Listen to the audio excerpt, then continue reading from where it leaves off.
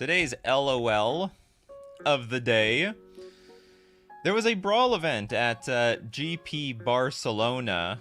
And it had exactly one participant. So if the only person shows up, then I guess you have to crown them the champion. Congratulations. No shirt Sherlock. Look how happy he is for winning the brawl event with what do we call these brawl? Are they still called commanders? Halar the Fire Fletcher.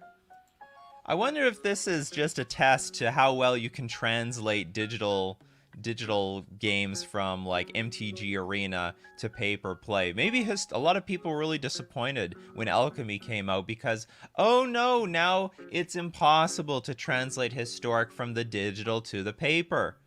But maybe it was just doomed to begin with because apparently Brawl had no chance. So, yeah, schedule event, multiplayer brawl at GP Barcelona. Had exactly one participant, so we crowned him the champion. Look at that smile. The best like no one, the best like no one ever was. All you have to do is show up. Be committed to your format. Well, with the prize support like that, no wonder no one showed up. Default, default, default. I wish I wish there had been a better turnout. Multiplayer Brawl is the format at its most fun. And it's the format that keeps getting pushed. Good morning, MTG Ectoplasm. How about the Pioneer Spirits taking the top spot in the challenge? Well, that happens every so often, doesn't it? We'll go take a look at that later. What was the prize structure? I don't know. I actually have no clue. All I know is that the prizes in these events are not that great from what I heard earlier. Like, all the Command Fest stuff, all the open events they've got like pretty poor prize support. It's not the most amazing thing. Step 1, create a rotating casual format to pick up EDH Slack. Step 2, push this on the community, but offer nothing of substance. Remember, this is casual. Step 3, be surprised when only one person registers for the format at a GP. That's right. These brawl events, these are for the casual players. And all of a sudden, we make a competitive tournament out of it. Where are the competitive people? Where did they go? It wasn't meant for the competitive people in the first place. Anyway, that's just a cute, funny way to start the morning. Good morning, everyone. Welcome to Coffee and MTG. I hope everyone loved their beautiful weekend. I enjoyed my weekend with a nice cups of coffee all around. Really relaxing weekend. Not only wins the championship, but does it twice in a row. Were there 2 events that weekend? Were there 2 events? Did you see the video by Magic Aids? I did see it, but I did see the video by Magic Aids, and I think it resonates with a lot of players. Modern is now in 2 different camps. There's the people who still play because they're like, well, yes, Modern Horizons 2 has completely warped the format. We've got a lot of new decks that are dominated by the new cards, the Solitudes, the Ragavans, the Furies, the Endurances. I mean, let's go get, like, let's get some of these cards up here. So, I mean, this is just how Magic is right now, or is at least how Modern is. We've got a lot of really powerful cards in the format, and it's changed a lot. And I know people hate change. You ban Splinter Twin, everything goes to hell, and that was a quitting point for a lot of people. You ban Splinter Twin! That was the police to Modern! And then it broke out the Death Shadow aggro decks and the Storm decks and the Bogles and the Infect, and it was a race to see who could win first. It was the most ships passing in the night format for like the first 3 months, I think, until Death Shadow got its footing, and then the Thoughtseize became the new police of those formats. And of course the combo decks, they hate Thoughtseize, but it was a really big shift, and this is a really big shift. Modern Horizons 2 is also a very, very big shift. You know, I'm just going along with, you know, as it flows, but not everyone's like that. They like the old stuff. They like how it is. Why would you screw up a good thing? Who would have thunk pushed Mythics injected directly into a format would have caused problems? Hey, it solved problems too. I was not a fan of, like, Modern prior to Modern Horizons 1. Like the last 3 months, or I would say even 5 months before Modern Horizons 1, content warning, I'm about to swear, that was a shithole format. That was beyond stupid. I mean, yes, it did have faithless looting, and you could say, like, the biggest problems were rooted in, like, you know, some cards that deserved to get banned, and, you know, did not get banned for, you know, some months. But I think Modern Horizons 1 solved a lot of problems. If it wasn't for something like Force of Negation that got printed, and we needed some answers, because they weren't coming through standard. They were not I mean, they probably could print this card in standard, but they would not put a card like Solitude or Fury or something like that in standard. But anyway, Force Negation was, if it wasn't for Force Negation, something like Neoform would completely dominate the format, completely dominate. The only reason this thing is not destroying Modern as it is because of Force Negation. Thank God. And now we've got things like Solitude, so you like could get a Grizzlebrand in play, pay 7 life. In response, Solitude it. Good luck, buddy. Good luck. Aztec Guy says, friend of mine played that M. Hayashi list in our local 24-player Modern tournament and finished top 4. They all agreed to split after one person played it out. They lost, lol. Okay, I'll finish this thought. So, basically what Modern comes down to is, do you enjoy the new cards or you don't? And, you know, Modern is still a very vibrant format. There's still a lot of people who, even with all these new powerful cards injected into the format, it was already a powerful format before the new cards. Let's be serious. It was a very, very powerful format. It just has a lot more powerful cards now. And they're all staples. The most popular cards are all the Modern Horizons cards, so it's not very organic. But it's still the most, it's still a very, the power level is still as high as it was before. You could say it's a little bit higher, but it was always a powerful format. Now it's a little bit more under control because there are more free spells to deal with degenerate stuff, trying to win at a low curve. Okay, so let's try to take a look at that M. Hayashi list. I believe Bishark. Can I look up Bishark? Let me look up Bishark. If I can't, then we're going to Google him. Okay, I can't look him up. We're going to Google him. Bishark, MTG Goldfish. Why are we looking up Bishark? Because Bishark won with, got a 5-0. With the is this it? Or did he not? Am I thinking of someone else? I swear he got a 5-0. Okay, where's all the 5-0s? Oh, where's it? Tulio?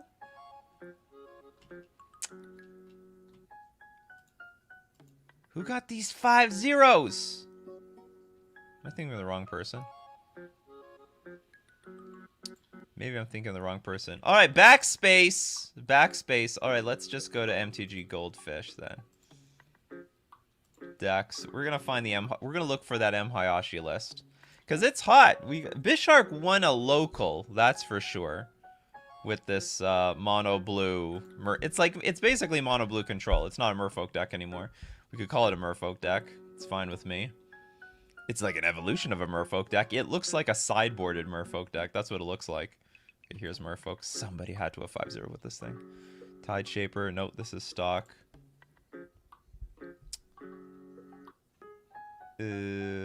Flat Nose. Oops. Nope. What do I have to look him up? Do I have to look up M. Hayashi on Twitter?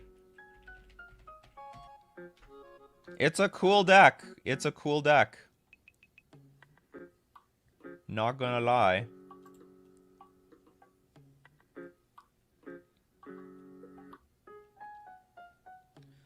Looking. While we're looking, A-Dragon says, Modern Horizons 1 was not so pushed, but Modern Horizons 2 is so pushed that all the mythic rares and staples, mythic rares are staples of modern decks. You know, you say that right now, Dragon, but if you were there in the moment of Modern Horizons 1, that was not the case. People were like, Hogak, what were they thinking? What kind of no... Not to mention, a lot of people hated Force of Negation. Oh, they hated all the degenerate players that just wanted to do their degenerate things and think, you know, how do I put it? They hated, especially with the card advantage of Uro, they hated trying to grind out a Force Negation because it wasn't even like they were getting 2 for 1. Alright, I found the M. Hayashi list. I found it. Here it is. And it's a beautiful list. I like it. It's a very cute list. It's a very effective mono blue control list. I mean, I look at this thing. I don't even know how, like, blue-red Murktide has any chance against it. You got your Chalice of the Voids over here. For Chalice. Chalice on 1 will, you know... Chalice on 1 in the main will put a huge hurt on the Murktide deck. They could still lose, but it will be a huge... sorry, they can still play the game with, you know, Murktide and Expressive Iteration.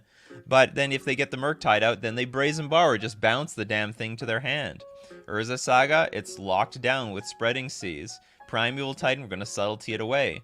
You do have some room to tap out on turn 3, play your Sveloon, and keep the balance with Force of Negation.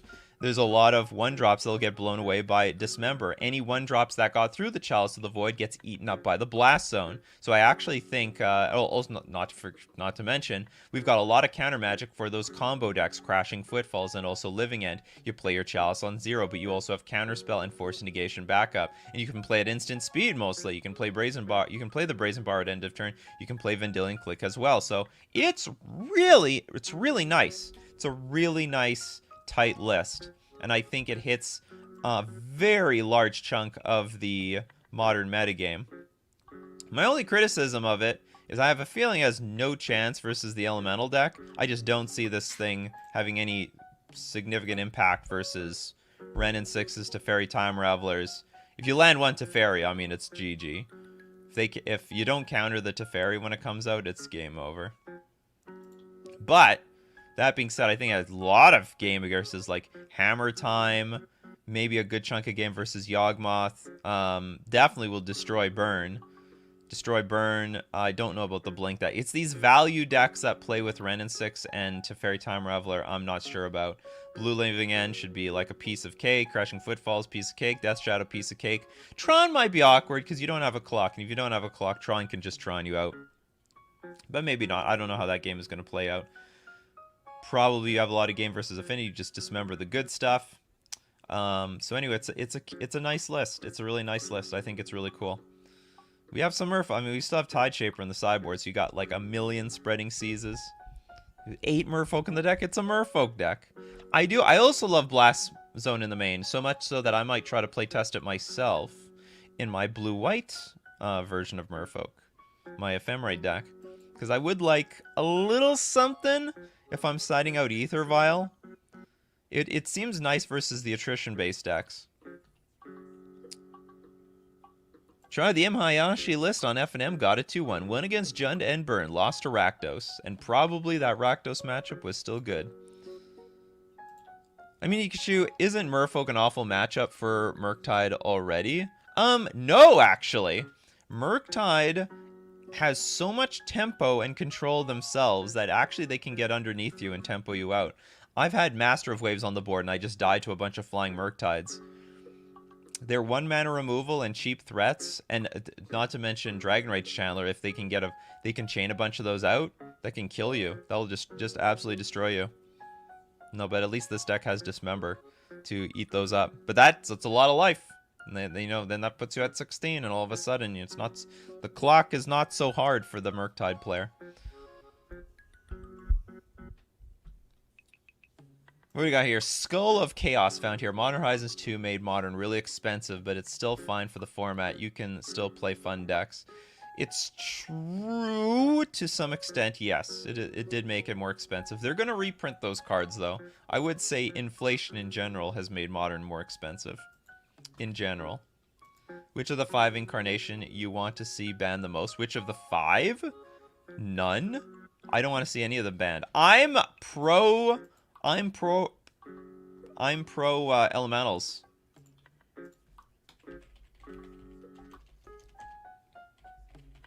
You know why Death Shadow hasn't completely taken over the format? Death Shadow would be the best deck in the format. Hands down. Above and beyond. No, nothing would have a chance. Solitude prevents it from being so. Because Solitude says, when Solitude enters the battlefield, exile up to one other target creature. That creature's controller gains life equal to its power. So if you kill one Death Shadow, you kill all the Death Shadows. I don't think people appreciate how much balance has been put into Modern thanks to Solitude. I think Solitude is a great card for the format. You could argue banning Ephemerate if that's too much value, because ideally I would like to see Solitude as a force of will for creatures. I think Amulet has trouble against this card. You play your Primeval Titan. You are not certain that you can just go get a bunch of get the haste land, give Primeval Titan haste. That may not work. You might be wasting your time. Maybe you should be getting Teleria West for more value and play a lot slower. Because if you get Teleria West, then you can go look for Summoner's Pact, which can find you another Primeval Titan, but then you're going to be a turn slower. So I think Solitude brings a lot of balance to this format, a lot of balance. Igor says, never see Grief, might see if it fits in Mono Black Coffers. Yeah, it's funny, everyone was so scared of Grief when it first came out. Still a good card. Grief first came out and everyone thought it was busted. Like, this plus Ephemerate is just GG. And I said from the beginning, that doesn't matter. Your hand, it doesn't matter. It's what's on the battlefield that matters. And lo and behold, what are the most popular incarnations of them all? It's Solitude and it's Fury. These have above and beyond the most impact on the modern metagame because it's what's on the battlefield that matters. It's battlefield. Got Lord Magic is here. Ban all the elementals and print Swords to Plowshares. The way it that is true. That might have been it. They even said Solitude was like born out of the idea of bringing Swords to Plowshares to the format. Although it is a lot harder to interact with these elementals. They're way harder to interact with this. Over like say like it's a lot easier to interact with say you can't spell Pierce a Solitude. You can spell Pierce you can't spell Pierce or Force Negation a Solitude. You can spell Pierce, Force Negation a Swords to Plowshares. That is possible. KBG says, my issue is that Modern Horizons 2 pushed out over 80% of Modern's card pool. Why play anything other than Modern Horizon, Modern Horizons 2 cards? Did it? I don't think it pushed out 80%. I think that's a bunch of nonsense. I think if you look at just the money pile decks, that could be true. But there's still like a lot of let's take this deck, which is mostly Modern Horizons 2 cards. Okay, what do we have that's not Modern Horizons 2? It's still, I think we can find 50% not Modern Horizons. Consider is new. But whatever, we didn't need Consider. It could have just been Opt. Lightning Bolt is old. Spell Pierce is old. Expressive Iteration is sort of old. Did you just say... Yeah, Modern Horizons 2. Alright, so Modern Horizon 1 still counts. Modern Horizons 1, Mishra's Bauble, Fiery Islet, and a bunch of the mana base.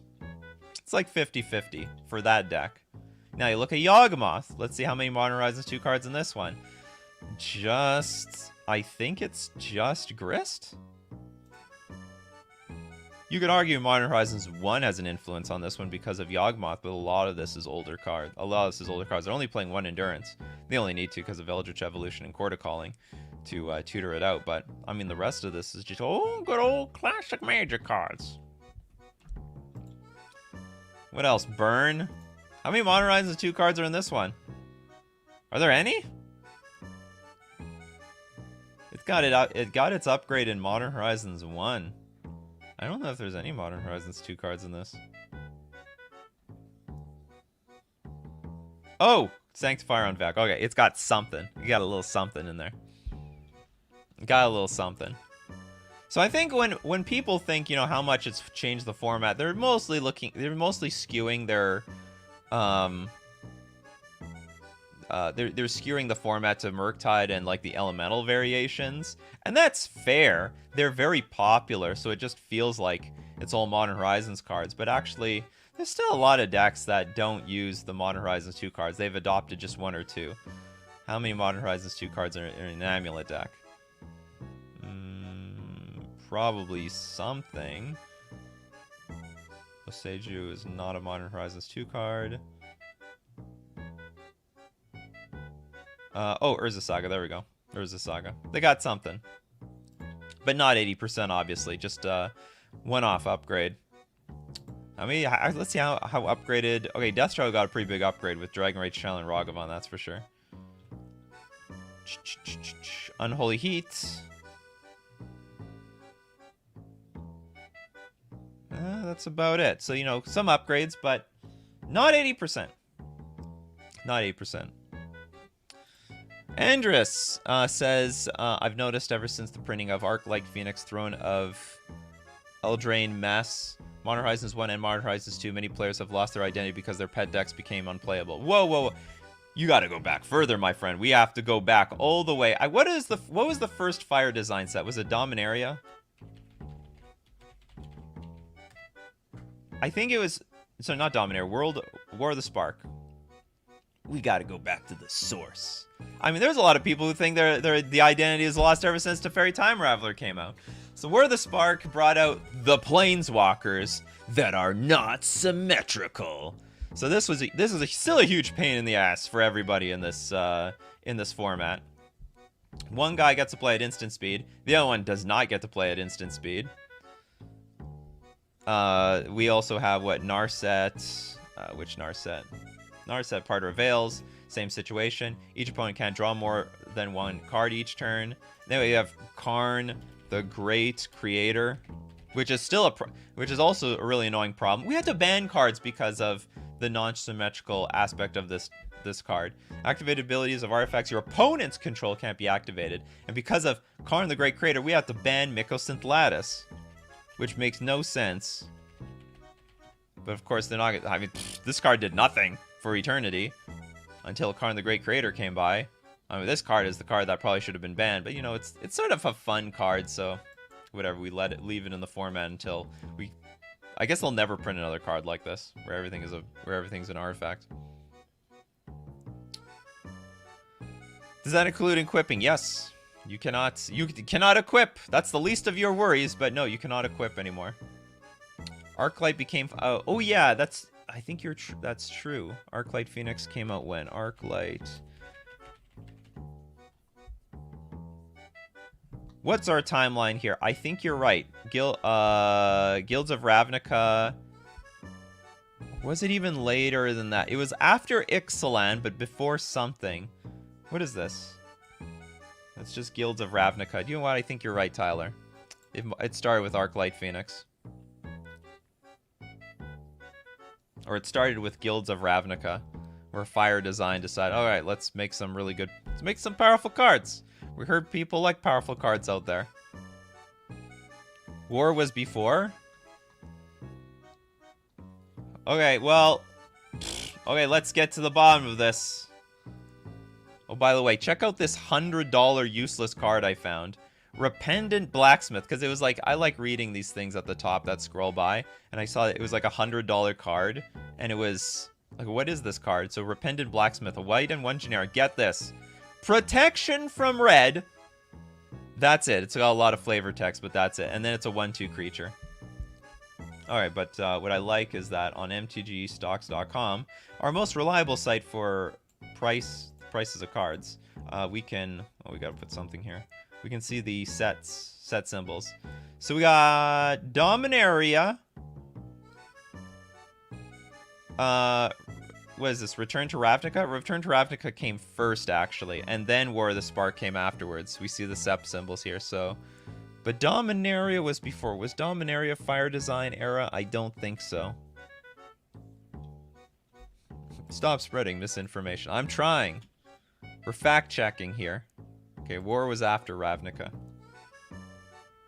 Or my fact-checking website says... Can we zoom in on this? Okay, anyway, so here's War of the Spark. Here's... What's it called? It's Return. This is Return to Ravnica? Or sorry, Guilds of Ravnica. I can't remember all these Ravnica sets. Okay, hold on. We have a super chat here. Thank you so much for this big super chat. The Gene, I was not going to forget you.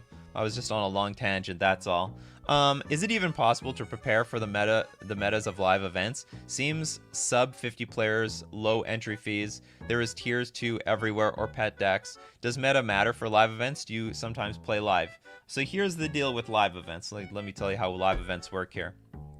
Because yes, there is a way to prepare. Now, first off, your local event will not reflect perfectly the online metagame. Those are two different metagames. You have basically you have a small sample of players, you know, around, like you said, like 30, 50 players. Sometimes, you know, there are metas out there of like 16, 25 players. But you got to know your meta. So you playing your meta all the time. You just know it. So I would not...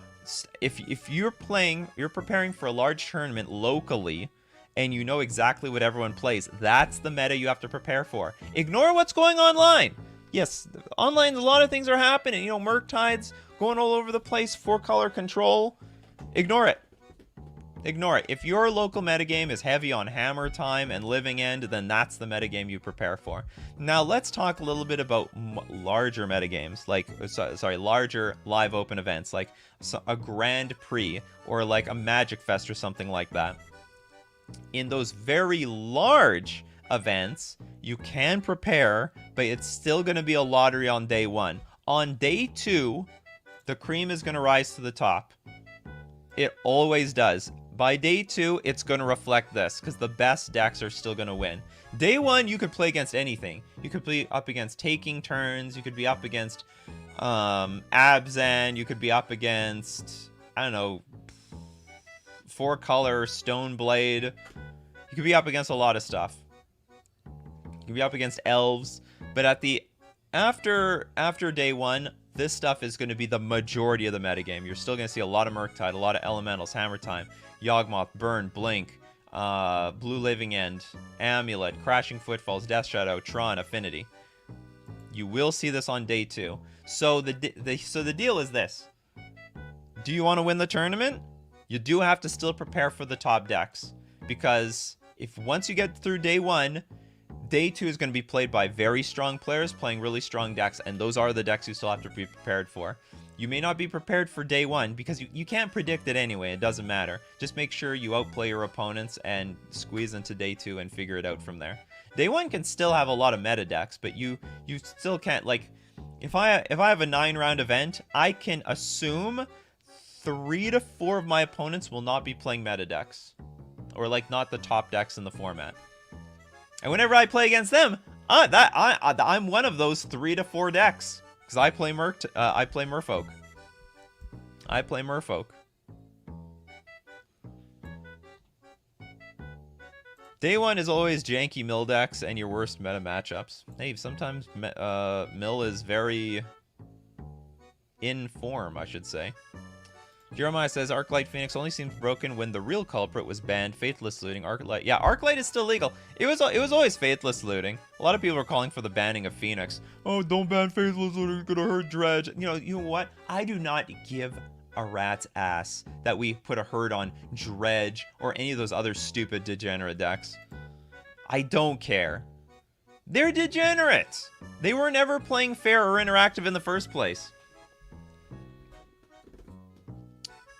KBG says, when are we getting a Pauper stream? Never. I want to see you play multiple decks. I'm not playing Pauper. The price for Pauper, you got to crowdfund like $500. I'll play Pauper one day. Michael says, Nikachu, will you try Pauper on stream? Oh my god, you people. Why? Is it because we talked about Pauper for like 2 streams in a row? Pauper, the new legacy. What would I even play?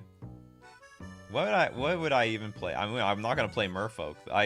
I looked a little into making a Merfolk deck. It's basically unplayable. Dimir Fairies? Can I play mono blue fairies? Izzet Fairies sounds appealing. I could do that. Fairy Seer. Augur of Bolus. Seems very crappy. Moon Circuit Hacker. Not bad. Spellstarter Spread. I like it. Crimson Fleet Commodore. Ninja of the Deep Hours.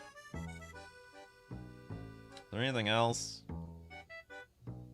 Oh, lucky the Goblins players that can play something. Kiln Fiend, Elves, Cycle Storm.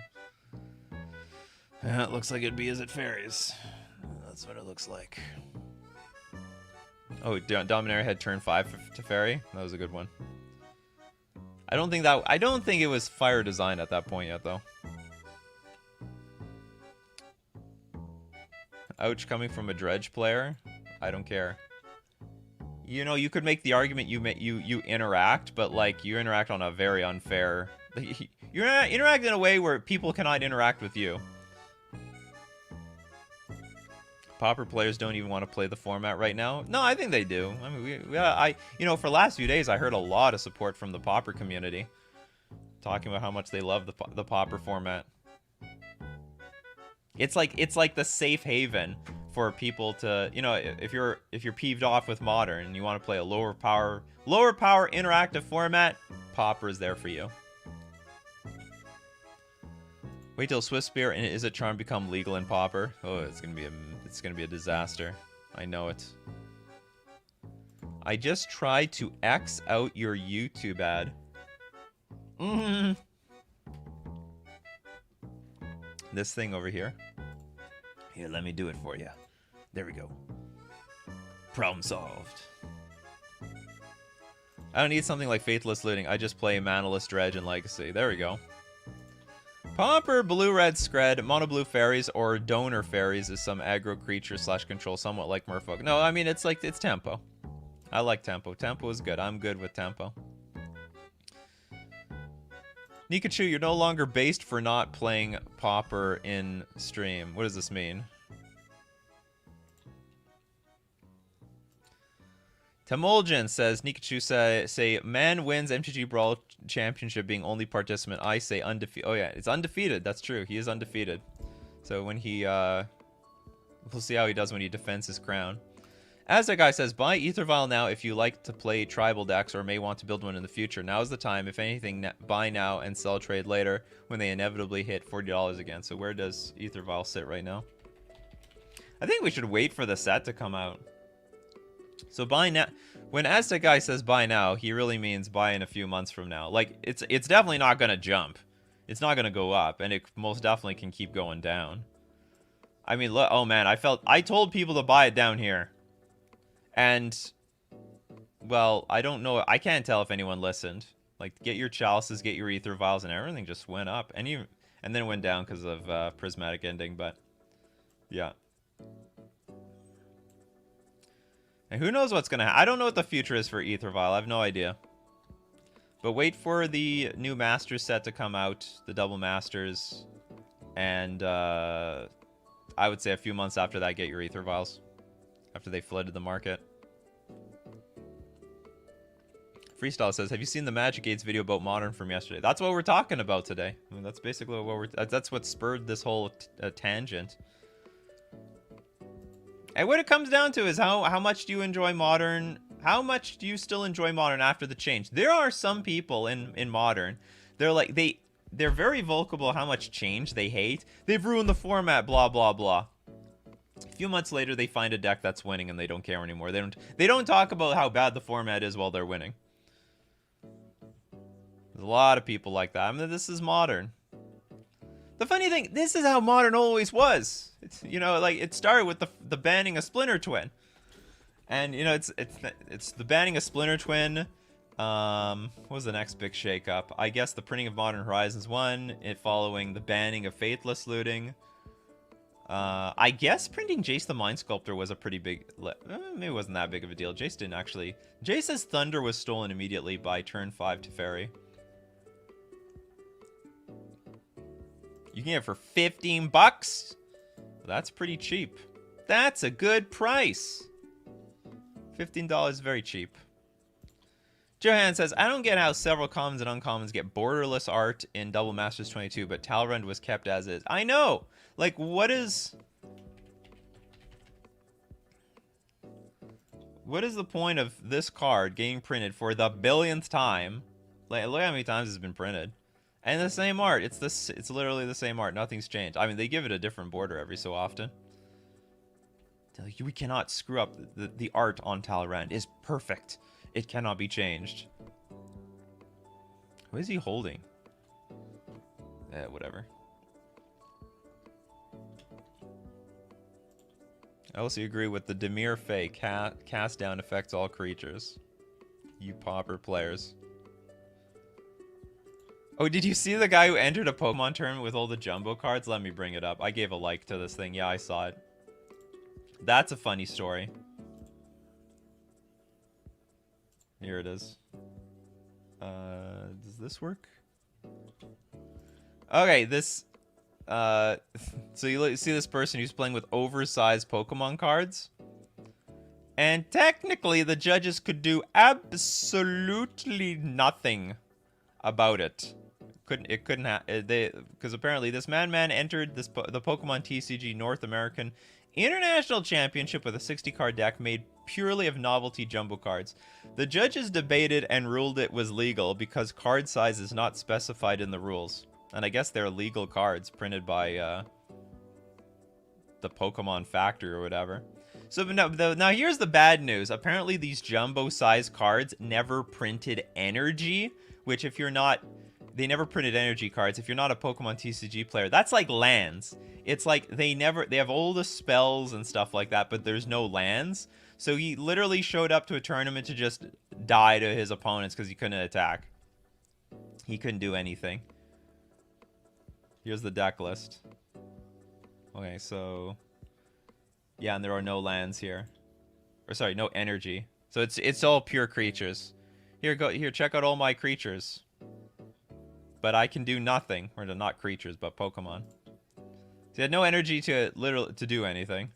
The funniest part of this already hilarious stunt is Pokemon never printed any jumbo, trainer, or energy cards, so all he could do was play Pokemon but not attack. That's too bad. They need the energy to attack. Anyway, it was legal. You got your tweet. 196,000 likes. Wow, it was worth it. This is just Goblin Belcher, but in Pokemon. Would this be legal in Magic? We've had several oversized cards. No, I don't. Very specifically, maybe they didn't specify in the rules that these are not legal, but in Magic the Gathering, they very much specify, even on jumbo-sized cards, that they're not legal. But you know what? There are tiny cards that were printed. I'm sure you're supposed to play with a standard legal deck. You ever see the story of the guy that came to a Yu-Gi-Oh tournament with a deck over 2,000 cards just to troll? Yeah, I saw it. That's how it's done. Does Tolerant see any play make it great in Modern again? Well, it was never a Modern card. This is a Commander card. This never saw him play in Modern. Never. But here's a good question to the Commander players. Does this card see play in Commander? Does anyone play this in Commander? Is it even worth it? I mean, it's got to be in an all-spells deck, or like a heavily spell-based deck. And only instants and sorceries. It seems like a real pain to play with. And then if they kill Talrand, well, your engine's just dead. Or do you play this in like a token generator deck? So you get tokens from your spells, but then you get tokens from the Talrand. Talrand is a good win con in counterspell tribal decks. No. This is unplayable. It's a 4-mana nonsense card. 2,000 cards put Battle of Wits to shame. Based on the price tag, I would say it sees no play in Commander either. Well, I mean, it's been printed to oblivion, right? It's like that bulk rare. It's like that first rare you ever open up in a pack. Look, Mom, I got a rare card. It's a Talrand. Yeah, it's rare. This thing is more common than Monastery Swiftspear at this point. Could Wizards of the Coast technically just reprint reserve list cards in mini or big because the reserve list only specifies to tournament legal cards? They absolutely could. And they do that. They do that all the time. Oversize Ancestral Recall. They do this all the time, actually. Where is the actual...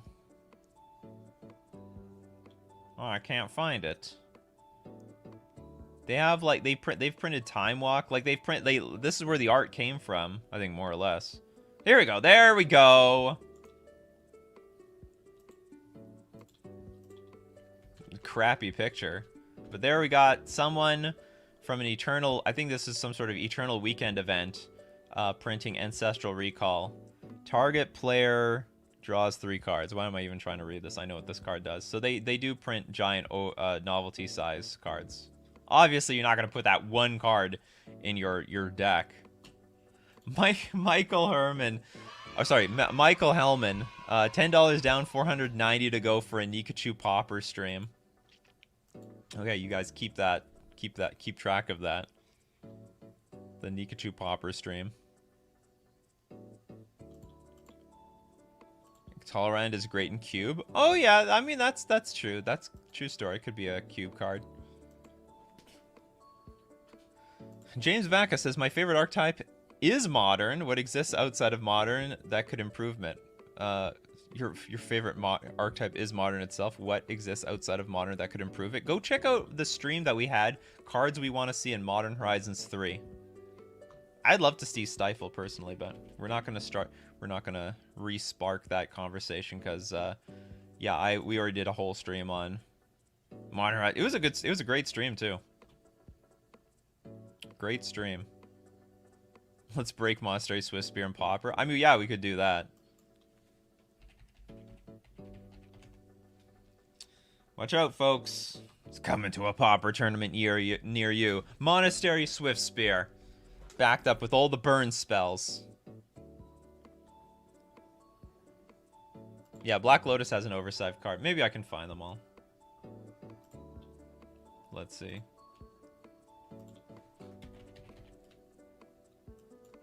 I think they've done almost all the cards at this point. Am I supposed to put Eternal Weekend? Oversize. Oops, Black Lotus. There are slightly big versions of Black. Like, this is, like, obviously not a small size, but they have made, I guess, slightly jumbo-ish side cards, and then they've got the completely ridiculously oversized cards. A lot of pictures of just Black Lotuses. But anyway, they got tons of these, yeah, and yes, they can... Oh, here's some. Here, they're big. Okay, let's take a look at this. Let's see if it says anything about the legality of them.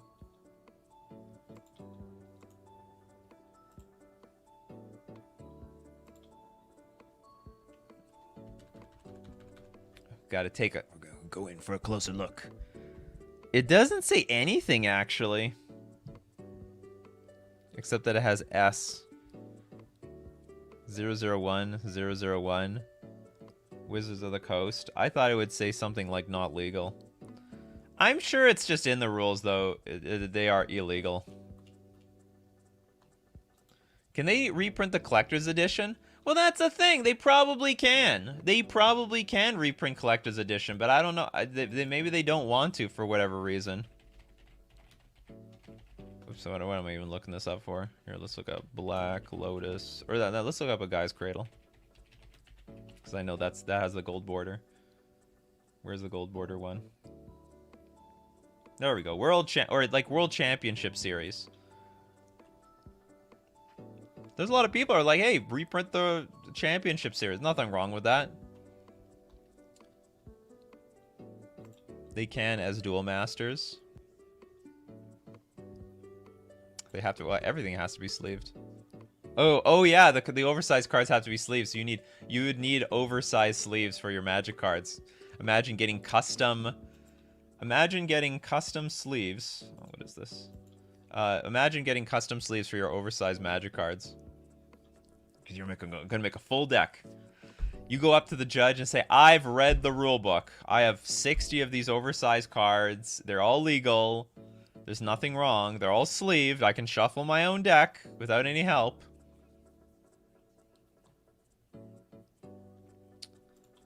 What would you think how big the outrage of the MTG finance community would be when they just make an oversized, like, their 132 by 96 ABUR set? I don't think they would care. They really don't care about these oversized cards, because there's already a bunch of them in circulation. Custom card condoms, that's right. The condom sleeve. Some people like to call double sleeving condom sleeves. Or I guess the inner sleeve.